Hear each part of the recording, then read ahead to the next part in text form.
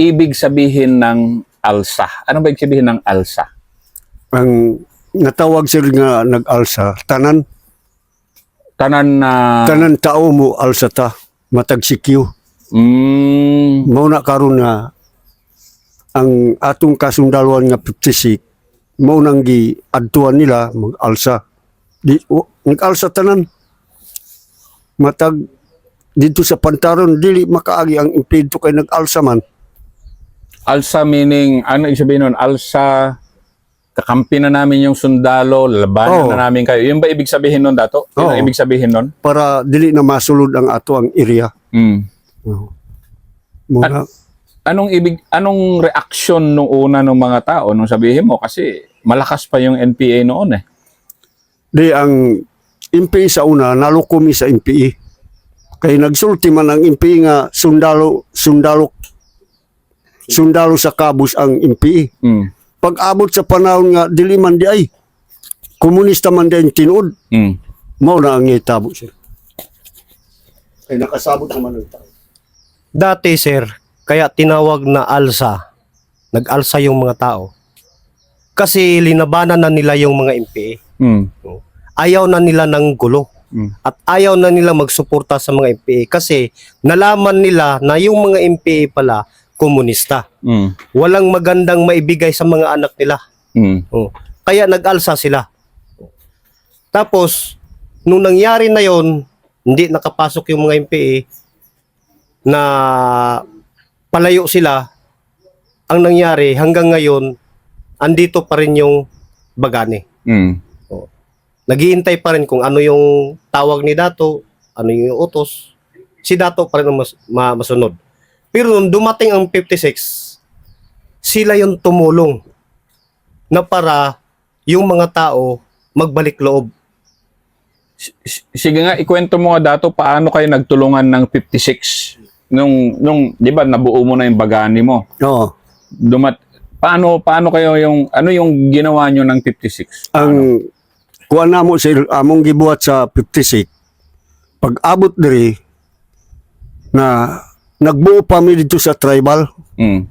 Nga gipaybalo na mo ang 56, mao nang amo ang nabuo nga na mitingan sa matag sikyo. Nga para kamo musulod dito sa sikyo, dili na mo maunsa kay naanay mga dato dito nga maabutan ninyo. Pariya kang anlay nga dato sa Mibulo, mao nang abutan nimo. Dili ka magisgrasya kay na kay dato dito. Mao na nga dito. Ang nangyari sir, bago dumating yung 56 dito, nag-usap-usap sila. Umaga nag-meeting sila. Pinaalam nila sa 56 na itong sityo na to, pag dumating kayo doon sa sityo, ito si Dato ang hanapin nyo. Kasi para pagpasok nyo, walang mangyari na ambus.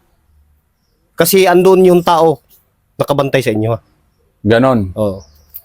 Ganon, Dato, paano, parang, di ba, kung sabihin mo sa tao mo, mga Bagani mo, papasok yung 56, anong gagawin ng mga tao mo? Paano, ano nila? Di, ang dato naman sir, basta paabutan na ako dito sa bukid, mga dato na ang mag-meeting nga, kinanam mo bantay tas dalan. Ganon. Kay naatay bisita mo abot. Mo nang walay na itabo sa ila. Sa dili pareha sa una nga sundalo nga nagsulod diri sa amo nga dili mo pa ibalo sa amo musulod lang. Mo nang ma-encounter. Yung palang diferensya. Ang nangyari doon sir, bago kasi papasok sila, pinaalam sa mga dato. Itapos naman, ito naman si Dato doon sa sityo, kausapin niya yung mga tauhan niya. Na may bisita tayong papasok.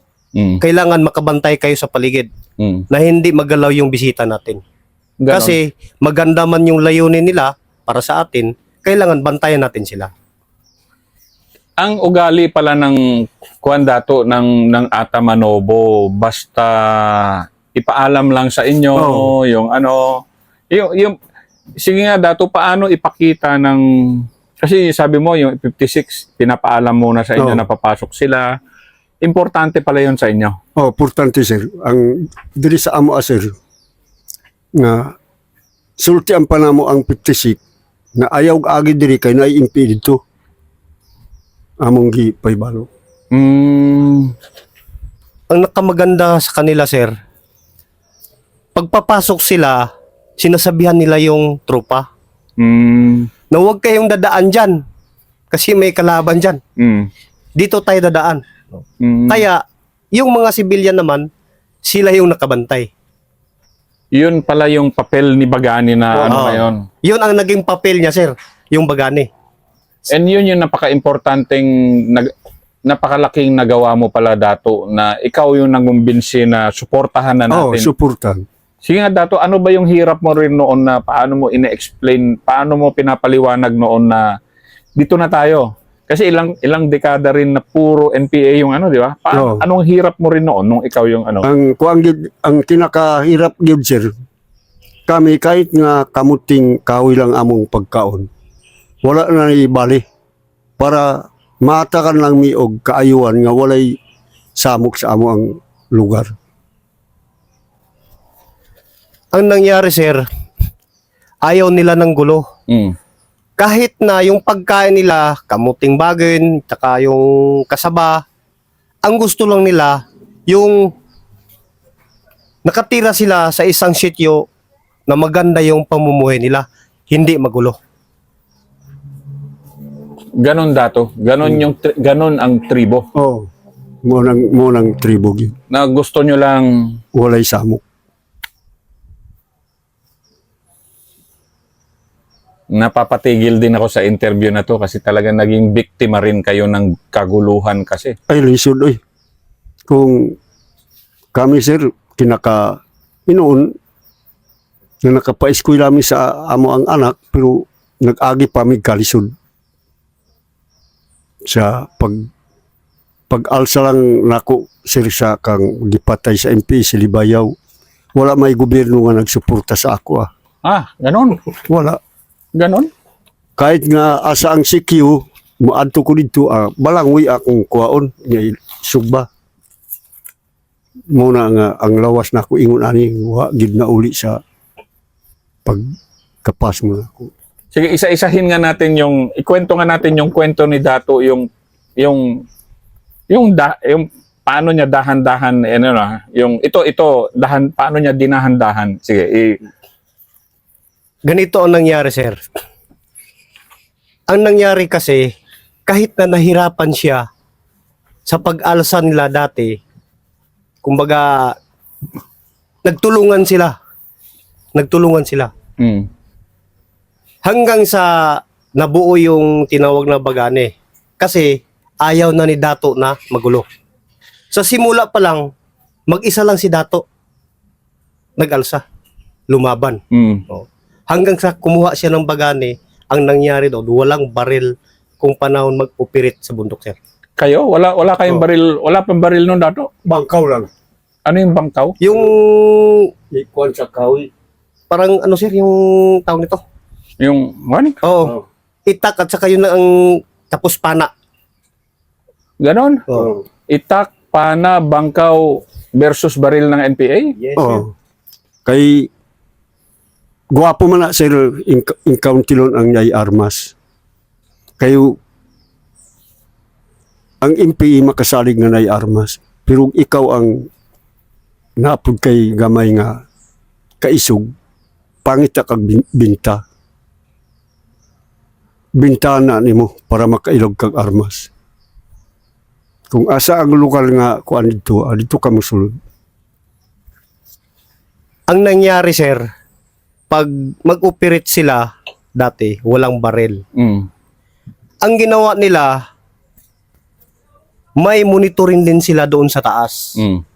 Kung saan dadaan yung MPA na hindi nila alam na may nakaabang sa kanila. Kasi yung bar nila, itak lang at saka pana lang. Pagdaan ng MPA, bigla silang susungkaban. Ay, tagain sila, panain sila. So, ang nangyari, hindi sila makapaputok.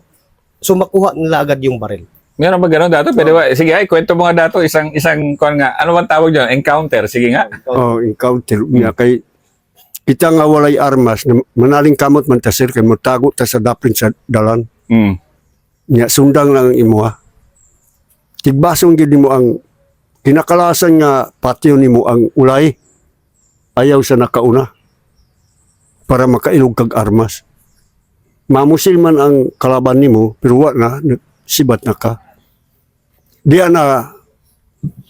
nay ang impi nga nakaibalo nga naapaday natuunan sa tribo. Mo nang naginay-nay ng baba. Mo nang sa among tribo nga kung unahan mi na di apod mi musukol. Pero kung dili mi unahan, wala. Ang nangyari, sir, tinatawag natin na encounter. Yung encounter, meaning to ambush, Oo. ang nangyari. Puro ambush Oo. ang ginawa nyo. Puro ambush ang ginawa. Kasi kapag harap-harapin mo, lugi ka eh. Mm. Kasi itak lang yung dala mo eh. Mm. Kailangan maghanap ka talaga ng pabor kung saan mo pwedeng kunin yung tao na madala mo yung baril, mapatay mo na walang putok. Mm. Ganun lang kasimple. Kailangan magtago ka lang. Hindi mo pwedeng unahin pagpatay yung nauna. Ang patayin mo yung pinakahuli. Bago nila malaman na inambush sila, patay na yung sumunod sa kanila. Di ngayon, yung nakapatay, may baril na silang na-recover. May pangtapat na sila.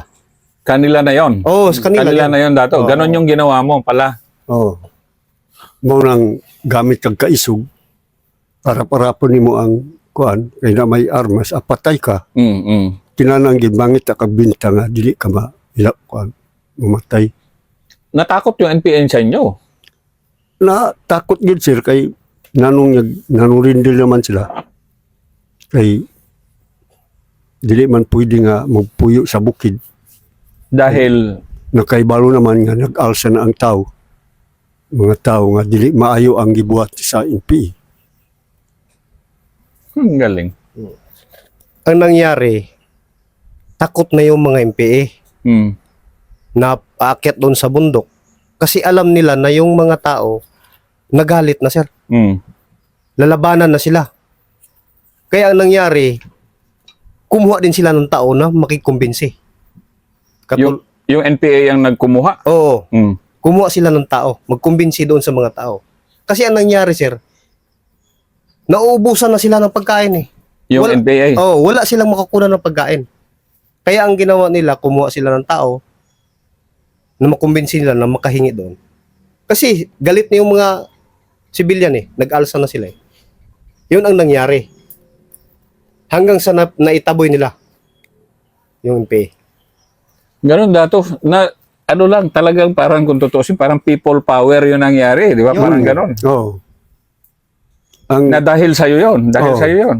ang kuan sir diri sa Kapalong naman ko'y pag umangkon nga commander Mm. nga manawag yun ang 56 na ay kuan diri adto ko dito. Ikaw daw ang makita sa mag-surrender. Pagtanaw na ako dito sa akusan, siya man gyud. Gidala na ako sa 60. Kung diri sa 56 kanang manurindil ang nasa bukid, adtuan na nako Mm. nga ayaw mo kadlok, surrender gid mo. Baba ang impi sa bukid. Kung takatalaingod, diri gid mo surrender sa 56. Kung takakapalong, dito ra. Ang nangyari, sir, nung una, may kamag-anak siya na commander. Kamag-anak mo dato. Hmm. Mm. Nag-surrender siya doon. Tapos, ang hinanap siya. Makatindog, commander Makatindog. Siya yung hinanap. Yung nasa 60 ngayon. Nasa Oo. 60. Oo, nung nasa 60 ngayon. Unong- Siya yung Unong sila, close commander. siya yung hinahanap kasi gusto niya siya yung magdala sa kanya sa 60. Oh. Kasi kilala siya eh. Nakilala siya.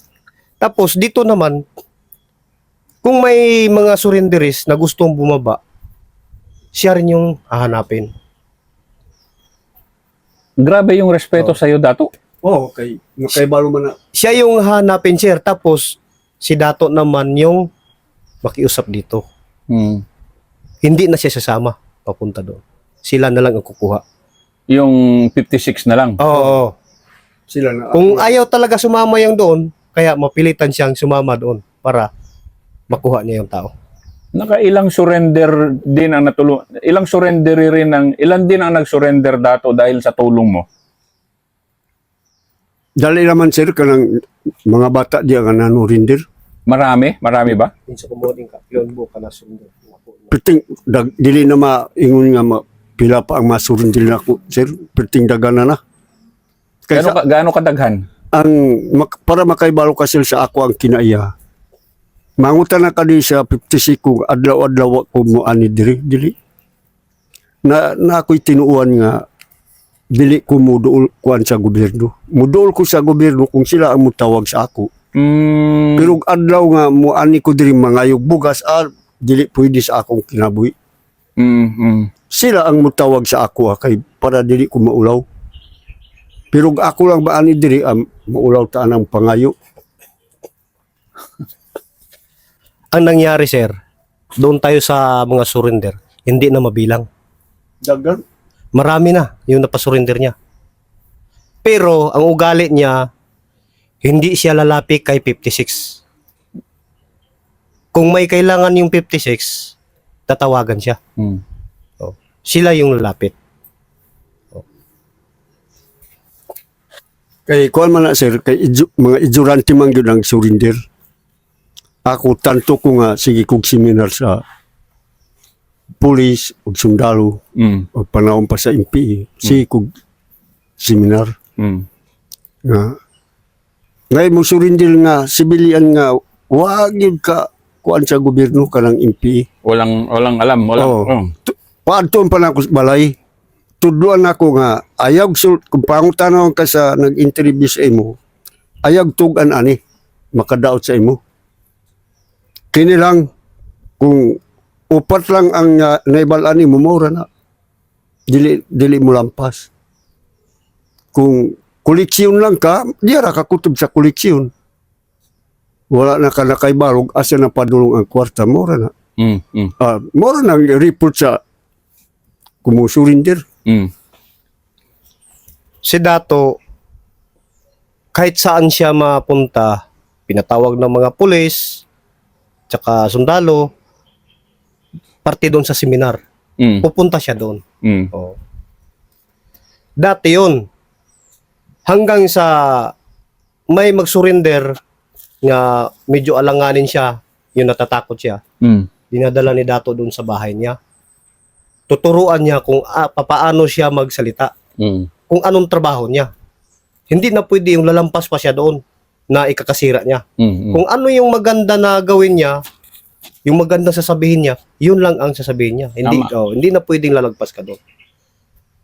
Kasi pag lumagpas ka doon, magka-problema ka. Tama. Mauna sir na tabo ang anak nga kung doon naman ko kasundalo nga anak nga ko. Talaga?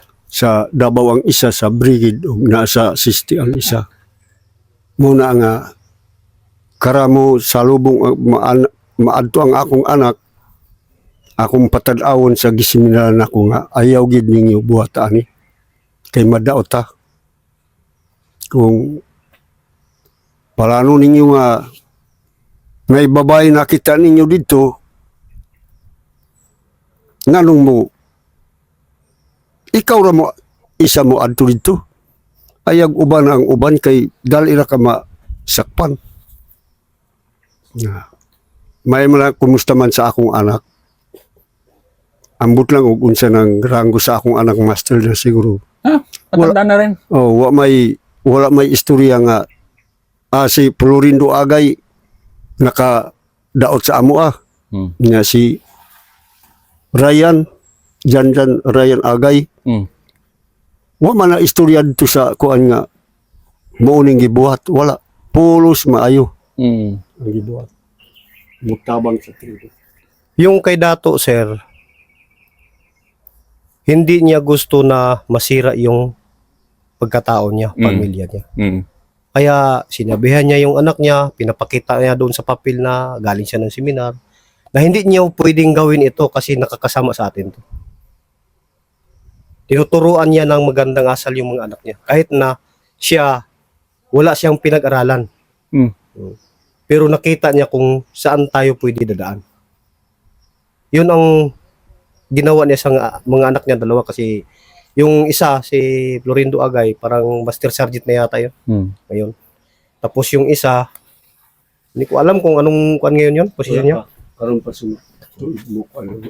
Gaano ka-importante dato?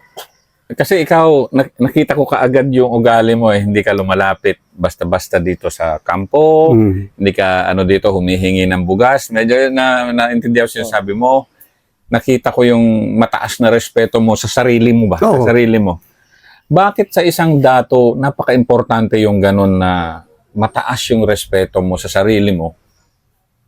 Di kuan man na sir kay ako man may mayan ang isa ka dato nga kung unsay na imo nimo kung daotan ayaw buwata ang daotan. Ang imo nato nga maayo gid nga daotan itudlo nato sa anak eskwela ka para dili ka maparya sa akong wa kung naka-eskwela. Para makaibalok ka. Nga mo na ang mga uban nga dato magsulti gid ang uban mga dato. Tanawa si dato nanay sundalo nga duha ka anak, nanay maestra, nanay college nga kinamanguran nga anak, di piting guwapo unsa may maistorya niya nga pulos naman dagko grado.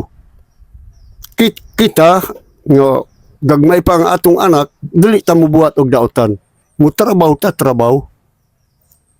Nga mura nang may tabo sir.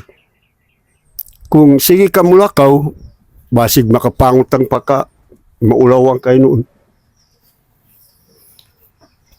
Ang kay dato, sir, magandang layunin yung gusto niya.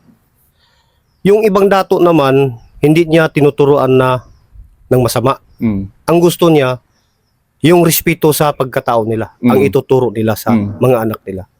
Kaya ginawa niya yung sample yung sarili niya. Mm. Kaya nasabi natin na mataas yung respeto niya sa sarili niya. Dahil sa tinuro niya sa mga anak niya, pinaaral niyang maayos. May sundalo na siya, may teacher na. Yun ang ginawa niya sa mga ibang dato. Mm. Kaya yung ibang dato, nirespeto rin sila. Katulad ni dato. Gaano ka proud dato ngayon na nagawa mo, ikaw nagbuo ng Bagani dito sa Laingod, professional na yung mga anak mo, kahit sabi mo nga wala kang pinag-aralan, respetado ka dito ng mga kapwa mo dato. Gaano ka gaano ka kaligaya rin sa ganun? Ang kuang yun sir, ang gihatag nga ako sa pagkagwapo sa paghatag nga ako sa akong kauban sa kabukiran. Na tanto nga nag-alsa ko si Kuglakaw, ako ang gimanduan ang mga tao. Ayaw gahawa diri. Ang tao ni mo punpuna, kahit nga naay sundalo, kahit nga naay MP, ayaw mo kadlok sa sundalo kay kung naay maabot nga sundalo, inya lang nga tao ko ni Dato Andigaw. Dili mo piliton sa sundalo. Pero kung MP ang makaagi sa inyo, ayaw ko angko na nga tao ko ninyo. Mm. Kay para dili mo ilabtan. Sa ako asir, wala mo na ang istorya na ako sa akong mga anak nga kanang gitawag sir nga ang bayad na ako sa eskwelahan, gipa-eskwela na ako sa akong anak. Dugo ang pulos gipakaon na ako sa anak na ako. Laban yun. Mo nang kuan na naka-graduate yun sa maestra, high school, college. Mo nang akong gitawag nga dugo gid ang gi-suporta ko sa akong anak. Si Kuglakaw, hantod nga nakamit ko sa gobyerno. Di kuyog-kuyog ko dito sa kabukiran. Hantod nga nawala ang MP. Ang pinaka-proud ni dato, sir, yung nakatulong siya sa kapwa niya, lumad. Mm. Sa tribo. Mm. Yun ang malaking proud sa kanya kasi marami na siya natulungan. About dun sa mga dato. Mm. Kasi sinabi niya na dito tayo dadaan. Hindi tayo gagawa ng masama. Ito ang magandang gawin natin. Kasi hindi lahat ng bagay makukuha natin. Mm. So kailangan Kung ano yung maganda, yun din na pasunod natin sa mga anak natin. Kaya yung iba, pinaaral nila yung anak nila, yung mga masamang gawain, inalis nila. Kaya yung naging proud kay Dato, dahil doon sa mga Dato na tulungan niya. Sa magandang loob niya, nagturo siya ng maayos. Pagdating naman sa anak niya, kahit nahirap siya, dugo at pawis para lang makatapos yung mga anak niya. Dakong tulong nga ako sir sa akong anak. Kanang makadikabil may og 500,000. Isiptin akong isa kagato sa akong bulsa. Kay 12 raman mi ang dumuliyok. Kanang nag-alsa na, 12 rami. Pagkaabot sa dito na sa balay, tapo ko na akong tao. Tinamban. Hantod malibot. Kung bugas, bugas. Mo na ang gobyerno sir, dili makuan sa ako Kaya dili man ko mangayo. Bilib ako dato bilib ako sa'yo. Ihatod naman nila, kuan, si Lieutenant. Ihatod naman dito sa ako kung naibugas nga ihatag sa ako. Nga, ihatod dito kang dato. Nga. Kung wala ko, nakaseminar ko di asawa na ako ang magkuha. Muna sa ako sir, nga dako gyud ang among konsensya kang Duterte. Nga nanong nga ingon anak man nga isa ra gyud ang nakita namo sa tribu sa Davao City si Duterte. Wala nagkapareha nga uban nga tao. Si Duterte gyud ang nakahatag og kaayowan sa amo. Sa tanan lisod man ang naagyan namo sa parties MP, basta makaabot ang Duterte wala. Kuwaon niya og ngay madakpan, kuwaon niya dito sa kamot sa MP. Mao nang nakapamaayo kang Duterte. Panangitan man maingon nga kung diya lang sa Davao kung patiyon si Duterte, tanan intiro bukid mo alsa gyud. Mubalik gyud mo alsa gyud tanan. Pakibato, Agusan, tanan gyud mo alsa. Nanong gidakop man na si Duterte. Unsa may sala. Kanang giimo-imo nilang sala gitanaw na ako dito sa TV. Dili maayo. Gumikan sa presidente nga dili mo laban. Dapat labanan gyud niya kay niglaban sa ama niya nga gilubong og prastar. Pero diri pa sa amo labanan gyud namo. Ugaling lang kay dito malayo kayo. Muna nga isa pud ang nakapugong sa 56 kung nay kamitingan sa sundalo dito mi sa Tagum kang gobyerno nga dili kami musugot nga mawala ang 56. Munang nakita namo nga kinaka guwapo ang nakatag sa amo Ang 56. 56 sa dagan man nakasulod pero lay gyud ang kuan nila. Mao na ang diya sa katag gitagaan ni Mayor og 2 ka hektarya diya. Ang mga bata diya namo gi butang sundalo ang nag-alaka nagpa-eskwela. Way labot kang gobyerno gyapon ang nag-alaka. Mao na gihatag ni Mayor ang yuta diya. Gimo ni Colonel ito pa Colonel si Umalig. Mao na ang dakong ngalipay mi nga naay naggunit og mga bata yatag pud ni donit pud ni og sobra 2 ka hektarya. Masig unsay bala na siya kung unsay pangayon sa munisipyo. Mao nang gimahal nga mo ang 56 dili kami mo ingon nga unsa man ang 56 nga wa may gihatag nga kaayowan sa ama. Pulos project ang gihatag. Isa ra gyud ang napugngan namo si Mandy. Na muhatag untag project dito sa bukid. Iyon ko dili. Kung naman kay tulong sa kuan sa kabukiran, ihatag sa sundalo. Sundalo ang mo kuan dito. Ganon. Oh. Dili ikaw kay kalaban na ka dito. Unya kung magisgrasya ka dito. Kung pusilong ka dito sa bukid. Sundalo ang makaluloy. Mm. May pa ayaw nagkuyog sa sundalo. Ihatag ang budget. May lang kay na padayon. Kay kami man ang mangusog nga dili pwede mo uban, dili pwede siya mo organize basi mo balik nga pud mag-MP. Mm. Mao na kanang mga bataan na kanang Llano Rindel. Sige na akong istoryahan nga sa una nga MP mo dagang kwarta ninyo kay asang dagan nga dako na kaning 20. Di man ka silduan. Pero karon ingon niya buo. Mm. Mapalit gid nato ang gusto nato. Doon sa sinabi ni Dato, ibalik natin doon sa pag-alsa. Mm. Sa umpisa, 12 lang sila. Pero si Dato yung original. Oh, si Dato yung original. Original talaga. Oo. Mm. Ang ginawa ni Dato, pag may dumating sa kanila na pera, malaki man o maliit, yung 12 na tao, tawagin niya yon. Hindi niya Puro Dato yun, Dato, o kwan? Civilian lang. Civilian lang. Ah. Oh, mga yun ang tinatawag na CBO pa sir. Mm. bagani CBO sila. Mm. Yun ang mga tauhan niya. Ngayon, pag may makuha siya na kunting pera, hatiin niya ng maayos yun. Mm. Hindi niya itago yun na siya lang yung nagmamayari. Mm.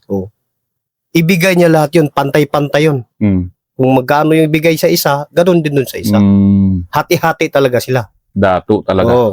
Yun ang nakamaganda kay Dato. Tapos, parating naman tayo dun sa sinabi niya kay Duterte. Galit man talaga. Sa tutulag, galit talaga sila. Sa Na- nangyari. Sa nangyari kay Presidente. Oh. Sa nangyari kay Presidente Duterte. Galit talaga sila. Kaya nasabi ni Dato, kung dito lang sa Talaingod hinuli, siguradong magulo.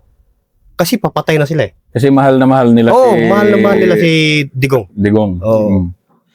Kaya ginawa ni Dato, kaya proud siya sa sarili niya dahil dun sa pag-alsa niya, marami siyang natulungan Mm. na tao.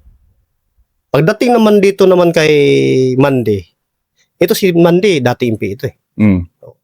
Ngayon, hinarang nila Dato kasi gusto siyang magbigay ng project doon sa taas. Mm. Kaya hinarang nila. Sabi ni Dato, hindi mo pwedeng ikaw yung magbigay ng project. Kasi may sundalo eh. Mm. Dapat dito idaan sa sundalo. Tapos yung sundalo naman, ang magbigay sa project. Kasi pag ikaw yung magbigay doon, madisgrasya ka. Mm. Kasi galit sila eh. Mm. Sigurado babarilin ka nila. Kaya, ang nangyari sir, mahal na mahal din nila ang 56 dahil sa marami nang naitulong. Galing naman. Marami silang natulungan na tao. Hindi gulo, hindi pagpatay ng tao yung binigay nila, hindi sakit sa ulo kundi yung magandang plataforma binigay nila sa mga tao. Nakatulong sila. Kung ano yung kaya nilang ibigay, ibigay nila. Kaya ngayon, ang nangyari, naging peaceful yung Talaingod. Maraming salamat, Dato. Maayong budto tanan.